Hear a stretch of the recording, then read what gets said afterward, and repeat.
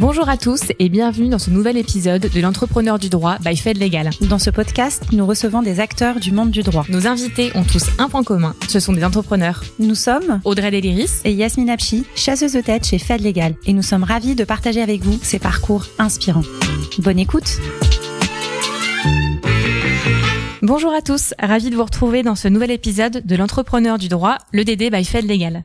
Je suis Audrey Deliris et aujourd'hui je suis heureuse de recevoir Merab Griguer, avocate associée au sein du cabinet Bird & Bird et co-directrice du département français Privacy et Data Protection. Merab, bonjour, comment vas-tu ? Bonjour, très bien, merci Audrey. Déjà je voulais te remercier d'avoir accepté mon invitation. C'est toujours un plaisir d'échanger avec toi, donc je suis vraiment ravie que tu aies accepté de ce nouvel exercice et cette nouvelle invitation de ma part. Plaisir largement partagé. Alors, moi je te connais un petit peu, mais peut-être que nos auditeurs ne te connaissent pas. Est-ce que tu pourrais te présenter ? Oui, donc je suis avocate associée, comme tu l'as si bien dit, d'un cabinet international qui se nomme Bird & Bird, donc avec un petit doublon, mais qui a son importance. Et j'ai un parcours assez long, parce que le temps passe. Donc j'ai fait mes premières armes dans un cabinet international qui était l'une des origines de Denton. C'est le S de Denton, c'est Salence, qui se trouvait place de la Concorde, juste derrière l'ambassade américaine. Et moi, j'avais ma petite lucarne, mon bureau qui donnait sur les toilettes des GI qui surveillaient l'ambassade américaine. Donc, bien sûr, ça m'a pas empêché de me concentrer. Et ensuite, j'avais suivi l'associé qui dirigeait ce département, Christiane Ferralschul, dans son cabinet de niche spécialisé en droit des technologies. Je suis restée à ses côtés pendant 8 ans. Et j'ai rejoint un cabinet boutique constitué d'anciens associés de grands cabinets comme Latam, Winston, comme Auguste et Debouzy également. De très beaux noms. De très beaux noms, ouais. Et je suis pas restée très longtemps dans ce cabinet boutique parce que un cabinet comme Bird & Bird m'a déroulé le tapis rouge et ça ne se refuse pas. Donc j'y suis depuis plus de 5 ans. Merci pour ce parcours. Est-ce que tu peux peut-être nous dire aussi qui tu es dans la ville, d'où tu viens, si tu es d'accord pour partager ça avec nous ? Oui, bon, alors il y a pas mal de décennies derrière moi, donc il va falloir sélectionner d'où je viens. Il y a un peu plus de 40 ans. Je suis née dans ce qu'on peut appeler le désert du Negev, c'est son nom, c'est dans le sud d'Israël, une ville qui s'appelle Beersheva, qui est chère à mon cœur. D'abord parce que c'était pas grand-chose, c'était que du sable, et c'est l'une des rares villes qui n'est pas près de la mer en Israël. Et c'est devenu quelques décennies après le fief de la cybersécurité, donc comme quoi j'étais un peu prédestinée à ces sujets. Il y avait un lien du coup déjà.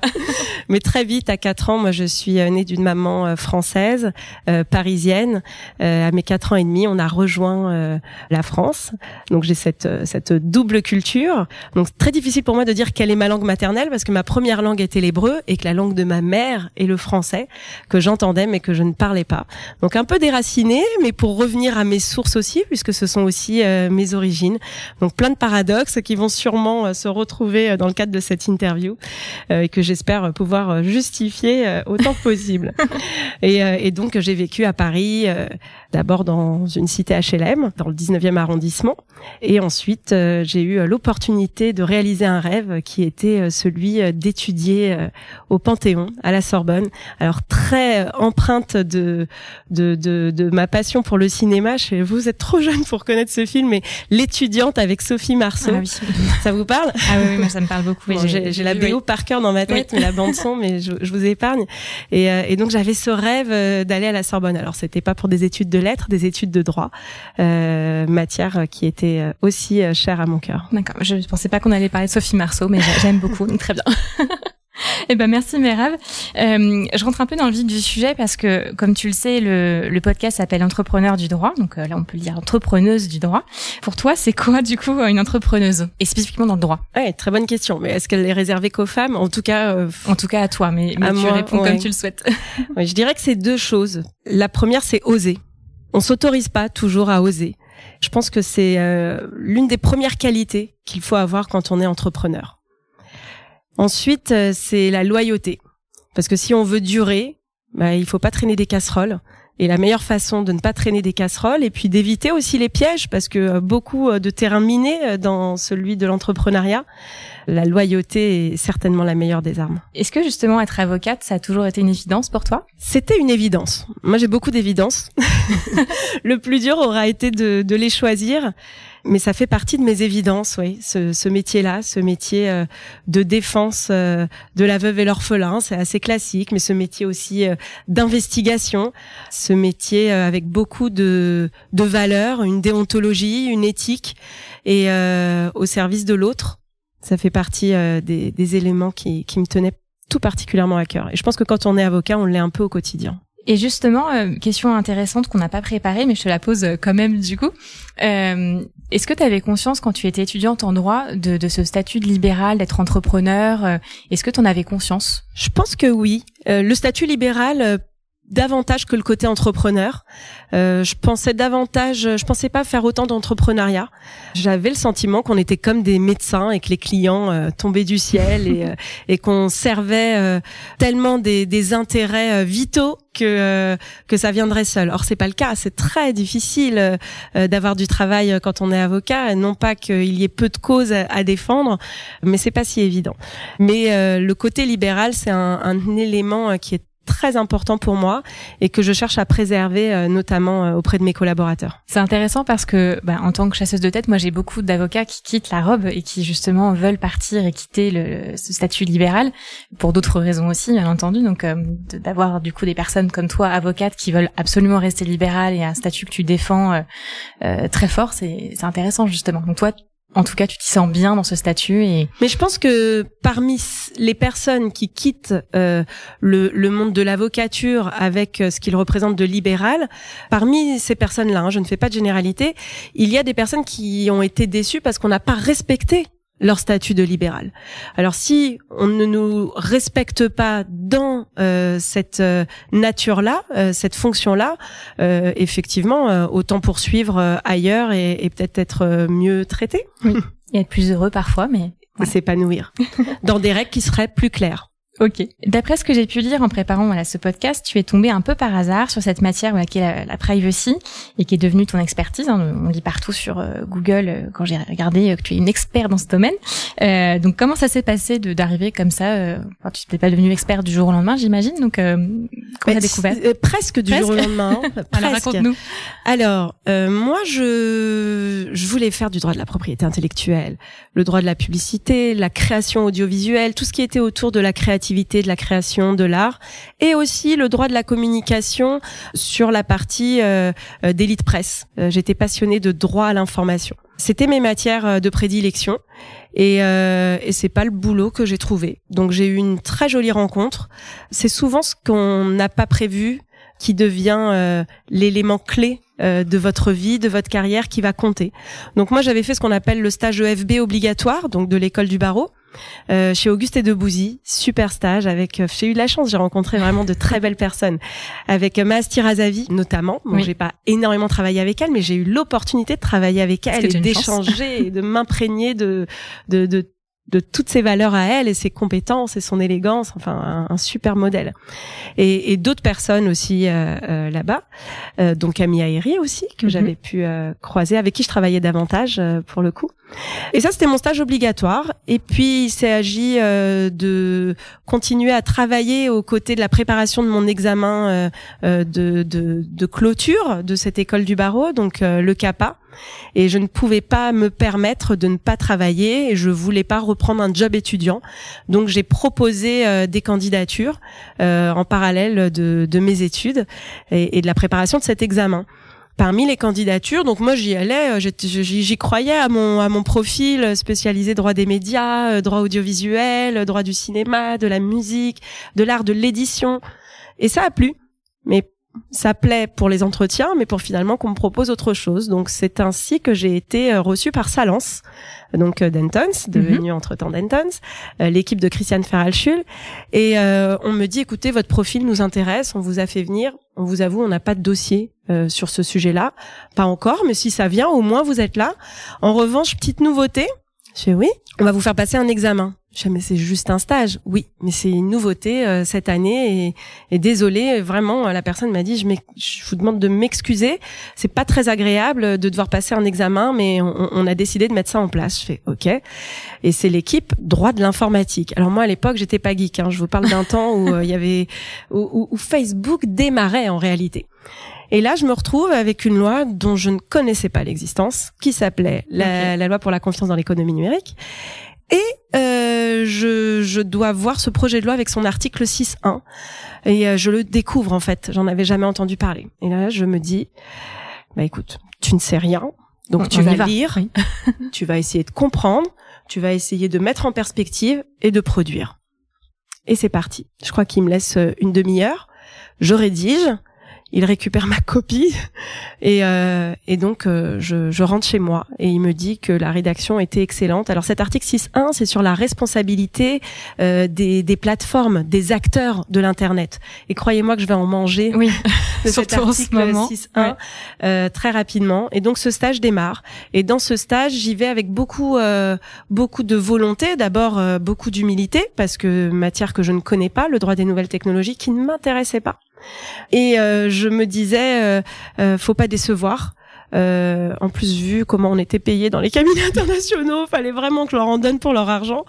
Et je m'y attelais. Et je leur avais dit, ils avaient été clairs. Ils avaient dit c'était la chute de la bulle internet, donc il y aura pas de perspective d'embauche. Et alors moi j'ai été claire. Je prépare mon CAPA et il me faut une embauche.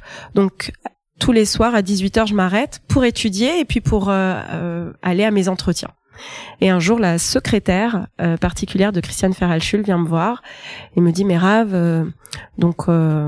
je vois que tu postules dans de nombreux cabinets concurrents. Maintenant, je vais être très claire. On souhaiterait que tu postules chez nous. Donc, je te remercie de faire ces mêmes candidatures à notre équipe. Et je dis mais bien sûr. Donc je postule dans l'équipe où je suis et c'est vrai que je travaillais régulièrement avec Christiane Ferralschul qui appréciait mon approche de pédagogie et de vérification très pointilleuse parce que plus vous vous dites que vous ne savez pas, plus vous cherchez et vous vérifiez. Fallait que ce soit clair pour moi déjà. Donc si c'était clair pour moi, j'étais en mesure de le traduire et de l'expliquer. Et je pense que c'est tout ce qui a fait que ça a plu à Christiane et que on pouvait travailler efficacement. Et donc elle a souhaité que je postule, elle m'a recrutée et on a vécu une belle aventure ensemble pendant 8 ans. 8 années où elle m'a fait confiance, 8 années où elle m'a fait sortir de la boîte très rapidement. Elle m'a obligée à faire mes armes très vite, à m'envoyer dans des, j'avais l'impression qu'elle m'envoyait dans des arènes assez perturbantes et troublantes et moi je lui faisais confiance. Donc en lui faisant confiance, j'y allais. Et ça a marché. Ça a marché, ouais. Donc, et donc très vite, du coup. Donc j'arrive dans cette équipe recrutée en qualité de junior, et moi je pense que je vais faire du contentieux, de la contrefaçon, du droit d'auteur. Et on me dit ah non, ça c'est pour les autres collaborateurs qui sont là depuis longtemps, qui tout le monde veut faire du contentieux en contrefaçon. Non, vous arrivez, on est en août 2004, on commençait à finaliser la collaboration. J'étais entrée en fonction en décembre 2004 et on me dit il y a une nouvelle loi, la loi informatique et liberté, réformée de manière substantielle, transposition de la directive européenne sur la protection des données personnelles et donc ça, c'est pour vous. Je fais ah oui mais moi je ne connais pas. Vous allez connaître. Donc je prends cette loi ce jour-là, je la lis, cette loi qui a été révisée de bout en bout.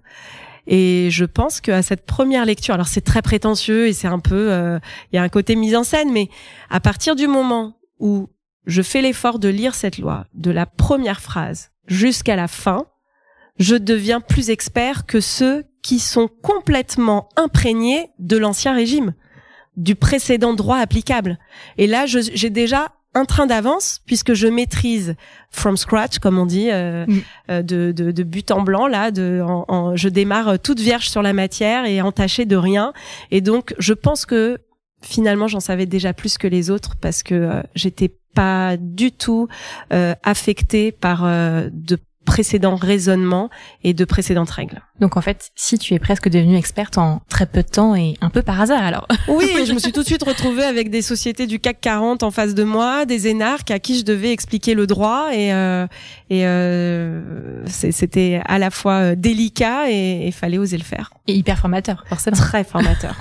Ok, merci pour cette belle histoire du coup.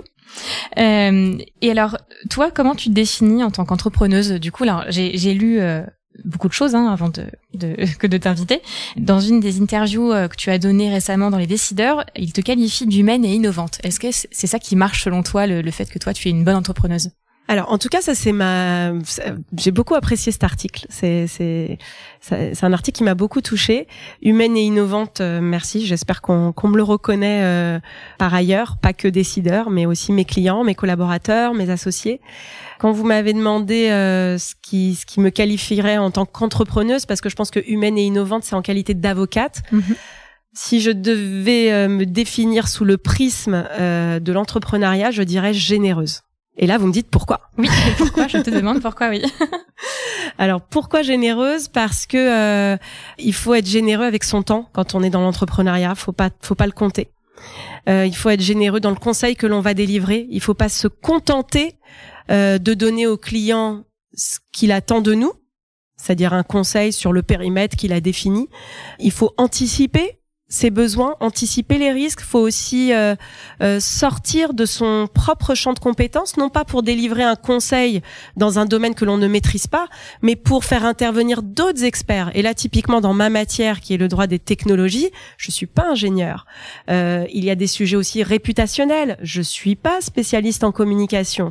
Il y a des enjeux de lobbying. Je suis pas lobbyiste. Mais il faut recourir à tous ces autres experts et être en mesure de le proposer à son client à ce moment-là. Et généreuse aussi parce que être entrepreneur, je pense que c'est aussi perdre de l'argent. Et là, je vais faire ma prétentieuse. J'ai eu l'opportunité de coécrire un livre avec Vincent Ducret du Hub Institute, qui d'ailleurs est pas loin de chez vous, le Hub Institute, avec Emmanuel Vivier. Et c'était un livre qui s'intitule Le guide de la communication sans risque. Et à cette occasion, j'avais interviewé Inès de la Fressange. Et on a eu un long échange. Elle m'avait accueilli chez Roger Vivier, rue Saint-Honoré. Donc j'étais très très émue. Tu as fait beaucoup de rencontres super, oui. Ouais, vraiment de beaux rendez-vous. Et l'un des conseils qu'elle m'a donné, en tout cas moi je l'ai pris comme un conseil, mais elle partageait ses retours d'expérience. Elle me disait il faut savoir perdre de l'argent pour en gagner. Et je trouve que c'est l'une des clés de l'entrepreneuriat. C'est-à-dire qu'il faut pas avoir peur d'offrir, donc à titre gracieux, un conseil, une idée, être force de proposition, sans pour autant facturer. Même si ça paye pas tout de suite, ça paiera demain. Et si ça paye pas demain, ça paiera après-demain. Et si ça paye jamais, c'est pas grave, on s'est enrichi rien qu'en réfléchissant intellectuellement à la problématique qui a été posée et en essayant de voir beaucoup plus loin que ce qu'on avait imaginé initialement. Ça fait aussi écho à mon métier de chasseuse de tête pour le coup, parce qu'on n'a pas le même métier, mais c'est vrai qu'on donne aussi beaucoup de conseils en fait à nos clients et à tous les candidats qu'on rencontre, aux avocats, aux juristes, et parfois sans avoir de mandat, parfois sans avoir de poste à leur proposer, mais juste parce qu'on aime les conseiller, on le fait, et c'est ça qui enrichit. Enfin, en tout cas, c'est comme ça que je vois mon métier aussi, donc ça fait écho à ce que je vis aussi. Donc on se tutoie, Audrey. Oui. Je sais pas si tu sais, mais Fed Legal sont parmi les premiers à m'avoir identifié comme futur associé de cabinets internationaux et avoir suivi comme ça mon parcours et encouragé. Tout à fait. En fait, Merave, je profite pour te remercier parce que tu dis oui très souvent des sollicitations, parce que c'est tellement passionnant ce que tu nous racontes que tu étais la première invitée du coup de ma newsletter il y a quelques années et d'une matinale Fed Legal et à chaque fois on a des super retours parce que c'est tellement enrichissant et enthousiaste. Alors je me suis dit que j'allais encore te demander. Donc merci encore d'accepter. Ça me fait penser à justement pour parler d'Emmanuel Vivier du Hub Institute qui me présente depuis 15 ans comme l'avocate qui ne dit jamais non. Alors attention, ça s'applique pas à tout, mais c'est peut-être aussi l'une des clés de l'entrepreneuriat. Oui. C'est savoir saisir les opportunités et affronter ses peurs. Tout à fait. Merci. C'est un bon conseil en effet que tu nous donnes. Et est-ce que il y a peut-être des choses que tu aurais fait différemment dans ton parcours? Est-ce qu'il y a des erreurs qui t'ont servi, qui t'ont appris et que tu voudrais, si tu veux bien, nous partager? Il y a tellement de choses que j'aurais aimé faire différemment et tellement d'erreurs. J'en ai même trop en fait. Donc peut-être accepter de faire des erreurs déjà, se lancer. Le jour où j'ai accepté de me tromper, c'est le jour où j'ai le plus avancé. En cherchant toujours à bien faire, bien évidemment, être motivé par la volonté de bien faire. C'est aussi le cas quand on est parent. Il faut pas chercher à être le parent parfait, en tout cas le parent parfait pour ses enfants. Voilà, c'est être l'avocat parfait pour ses clients à cet instant T et le bon manager à l'instant T aussi. Donc voilà, moi quand on est généreux, on a parfois j'ai changé tout à l'heure, aparté sur aparté. C'est parfait. Il y a plein de parenthèses ouvertes, j'espère les refermer toutes, mais avant de venir, j'ai changé avec l'un de mes collaborateurs, donc je peux donner son nom, il s'appelle Wissam Adoun, et on discutait, et échange très très agréable et hors boulot où je le complimentais, et puis en retour, moi le manager, je complimente mon collaborateur, puis c'est lui qui me complimente en retour, et en toute sincérité, il y avait pas de bonus à la clé, on n'y est pas encore, pas de négo, et c'était sincère, c'était juste, et puis je lui disais, écoute Wissam, c'est normal, moi je tends des perches. Parce qu'il me dit, t'es toujours là à nous valoriser en interne comme en externe. Je tends des perches. Alors, quand je les tends, il y a ceux qui savent les saisir. Et donc, c'est là où vous brillez. Et puis, il y a ceux qui les saisissent pas. Et dommage, et je vais pas les forcer parce que tout le monde n'a peut-être pas envie de briller. Et il y a ceux qui saisissent la perche pour me taper dessus. Donc voilà, il y a des fois où j'aurais mieux fait de pas tendre la perche. Et voilà, mais bon... je retombe toujours sur mes pas, et je pense que c'est cette valeur aussi de loyauté qui est hyper importante et qui vous permet de vous sortir de toutes les situations parfois les plus terribles, parce que le monde des avocats, surtout en cabinet internationaux, je sais pas si vous connaissez cette série, c'est House of Cards. Bien sûr, j'adore. Tout à fait. Non, mais on parle de Sophie Marceau, on parle de House of Cards. Moi, j'adore, j'adore ce podcast du coup. Je vais juste revenir sur ce que tu disais sur la loyauté. Selon toi, qu'est-ce que ça t'apporte en tant qu'entrepreneuse vraiment, enfin concrètement dans ton quotidien, d'être loyale ou d'avoir été loyale justement? Je pense que c'est un moteur. C'est comme un carburant, c'est comme manger sain. On se fait du bien. Donc manger sain et penser sainement aussi. C'est un moteur, c'est ce qui fait que on se lève et qu'on n'y va pas à reculons. Ce fameux reflet dans le miroir. Alors je vous cache pas que le mien il est beau quand je me suis bien maquillée, avec ce faux nude soi-disant pas maquillé, mais qui est quasi impeccable. D'ailleurs je me suis maquillée avant le podcast. Hein. Je confirme, tu es rayonnante, ta mère. Je pense que c'est important, ce reflet dans le miroir, mais qu'on a chacun vis-à-vis de soi-même. Moi, c'est un véritable moteur. Je pourrais pas avancer avec honte. Je pourrais pas avancer. Alors après, je peux me tromper dans le jugement que je peux avoir sur moi-même. Ce que moi je considère comme loyal, d'autres peut-être l'interprètent pas de cette façon-là. En tout cas, moi j'ai que de la bonne intention derrière et beaucoup de remise en question. Et je suis prête à me remettre en question. Et je suis prête à aussi savoir demander pardon aussi quand on se trompe, reconnaître ses erreurs. C'est l'un des premiers pas, je pense, vers le succès. Et oui, cette loyauté-là, c'est celle qui fait que je me lève le matin et que j'arrive à identifier toute la matrice de ma journée, de ma semaine, de mon mois, de mon année, de ma vie. C'est beau. Et alors, parfois j'ai l'impression d'être le Jean-Claude Van Damme des avocats. J'ai pas préparé, je m'écoute, je fais oh là, ça faudra couper. Ah bah écoute, je pense pas qu'on va couper. Moi je trouve ça très inspirant et très sincère, donc on va passer à la question suivante. Ouais, t'as un petit peu répondu. Je vais te poser quelles sont tes motivations au quotidien. Donc c'est Jean-Claude Van Damme. Qu'est-ce que j'ai répondu mes motivations. Oui, tes motivations, pardon. Est-ce qu'il y a des choses Ah oui, mais le quotidien. T'as déjà un petit peu répondu avec pas mal de choses, mais est-ce qu'il y a vraiment d'autres choses? Il manque 4 choses quand même. Ah.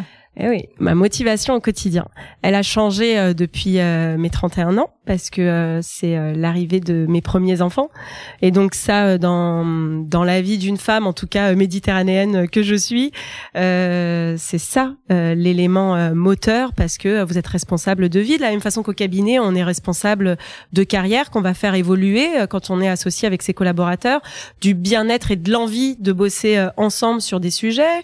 Voilà, là être responsable de vie qu'on a créée et avec aussi des besoins matériels évidents et des besoins aussi de modèles, de rôle modèle.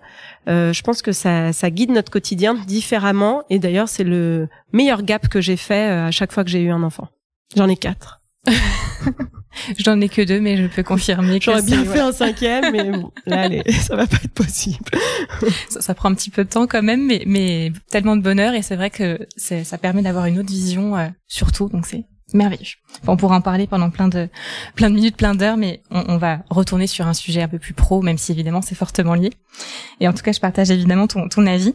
Mais tu parlais de rôle modèle, donc ça me permet de rebondir et je te remercie.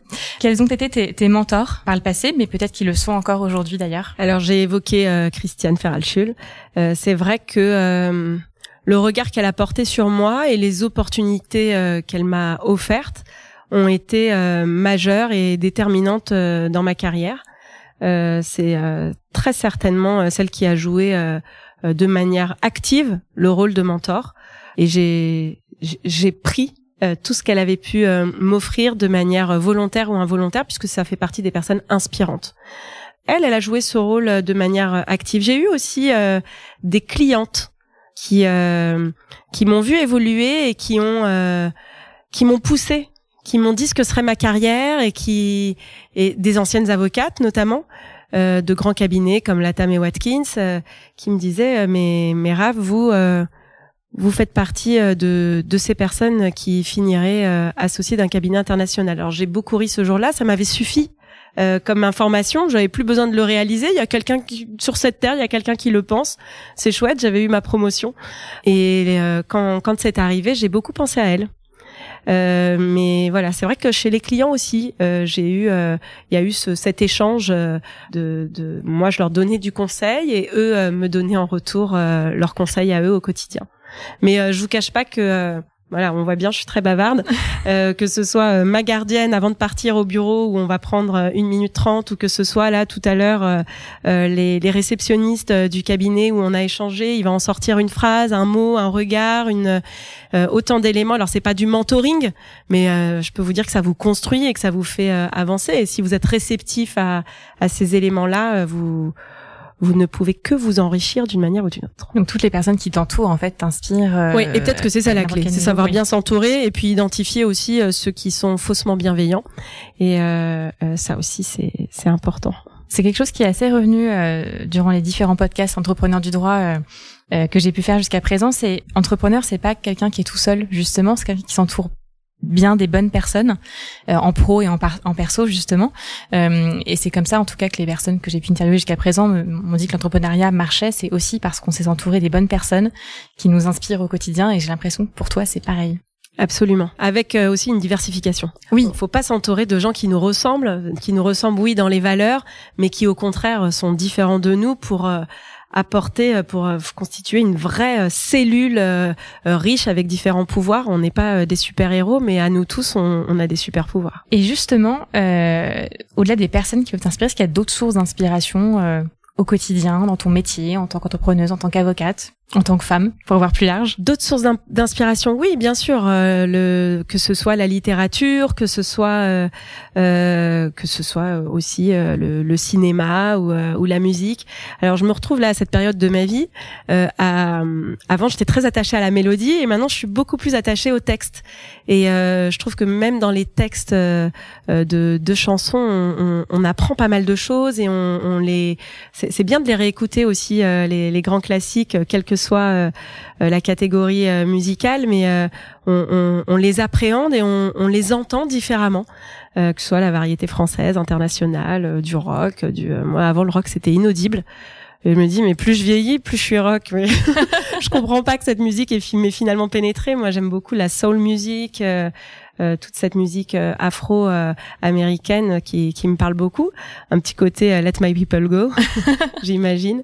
Mais oui, c'est très inspirant l'art de manière générale, la photographie. Quand je trouve qu'on philosophie plus en vieillissant, c'est génial. Mais aller à une expo photo et réaliser que un regard peut être différent sur la même chose.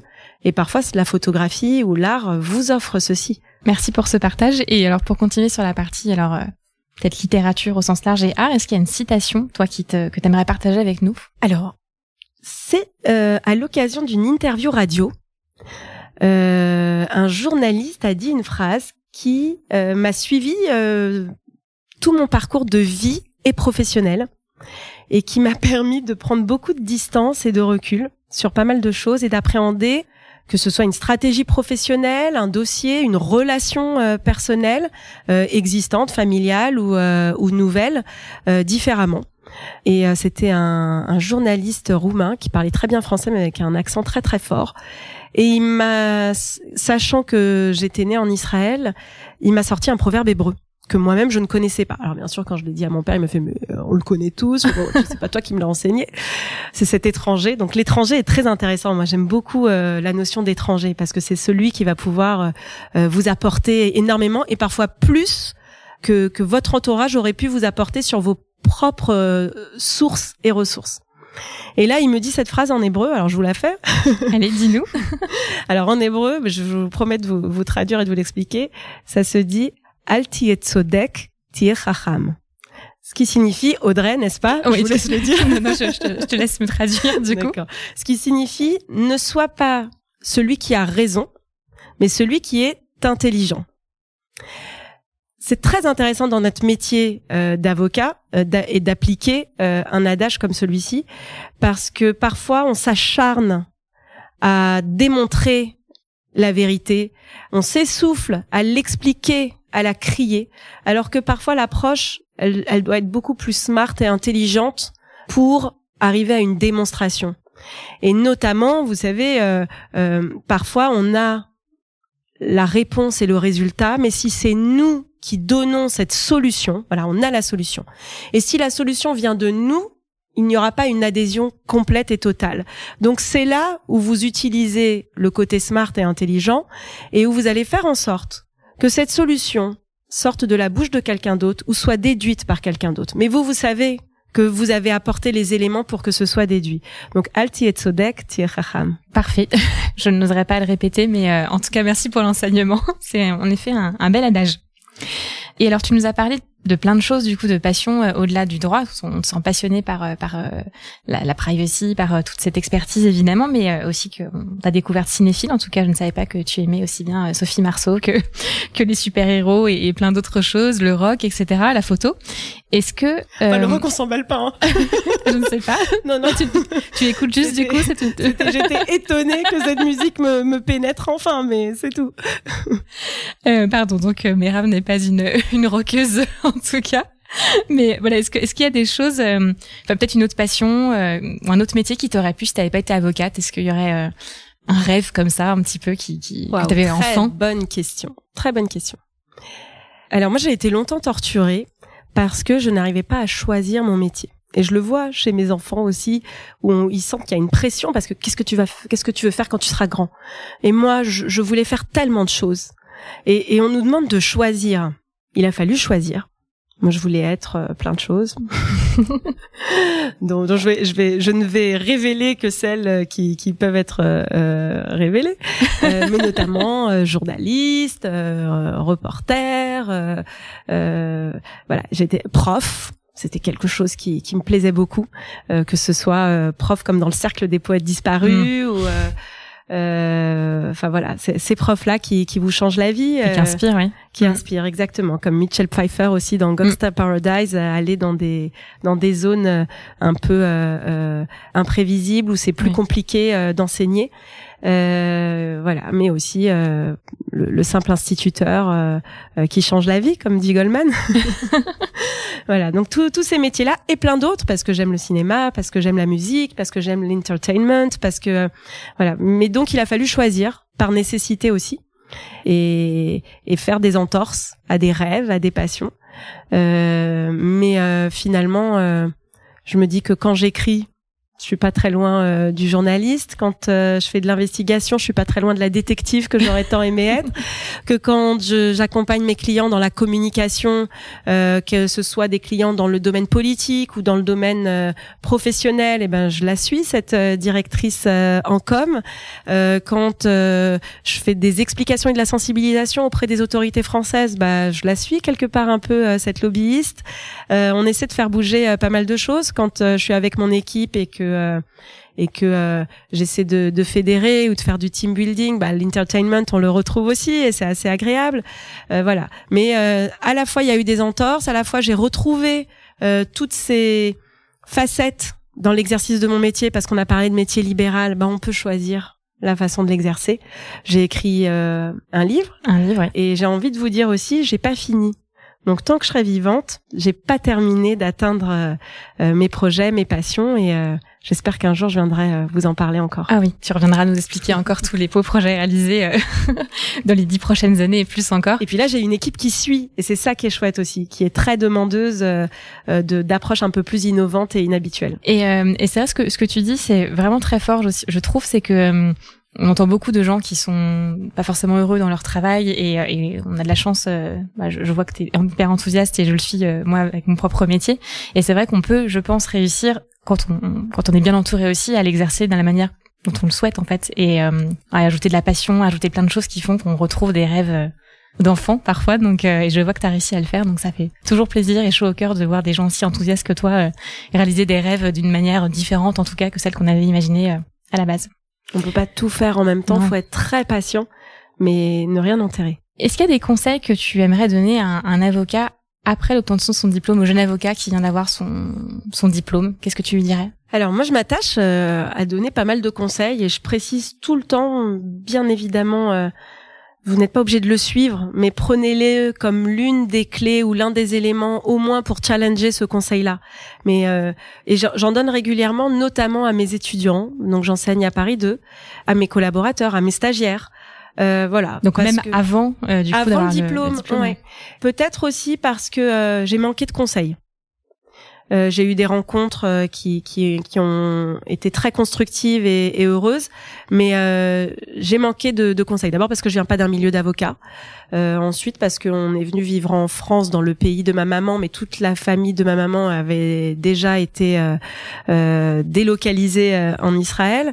Donc on était un peu seuls, et j'ai manqué de grande sœur puisque je suis l'aînée de 3 filles. J'ai manqué de grandes cousines ou de personnes qui pouvaient me conseiller. Donc moi je donne beaucoup de conseils, et peut-être le conseil qui revient souvent, notamment auprès de mes étudiants avec qui je suis plus pushy, parce que comme je les vois pas longtemps, et souvent c'est au moment où je leur fais passer la soutenance de mémoire. Je termine et je les laisse pas sans leur avoir donné un conseil, en expliquant que attention, ne le suivez que si vous l'avez challengé et vous y adhérez. Et en général, le message que je leur fais passer, c'est foncez avec humilité. Merci Merav. De rien, Audrey. Merci vraiment d'avoir partagé avec nous et avec moi du coup ce moment, pour ce retour d'expérience très inspirant et hyper enrichissant, vraiment. Un grand merci, je suis sûre que les auditeurs vont être ravis d'écouter tout ce que tu as pu nous dire. Est-ce que tu as un dernier mot éventuellement pour les auditeurs ou à partager éventuellement? Un dernier mot? Non, mais je pense que remercier, c'est l'un des éléments qu'il ne faut jamais oublier dans tout. Et là encore, merci Audrey, merci Fed Légal. Encore merci Merav, merci à tous de nous avoir écoutés, et à très vite pour un nouvel épisode de l'entrepreneur du droit by Fed Légal. Merci de nous avoir écoutés. Nous espérons que ce nouvel épisode vous a plu. N'hésitez pas à vous abonner et à nous mettre une bonne note. À très bientôt pour un prochain épisode de l'entrepreneur du droit by Fed Légal.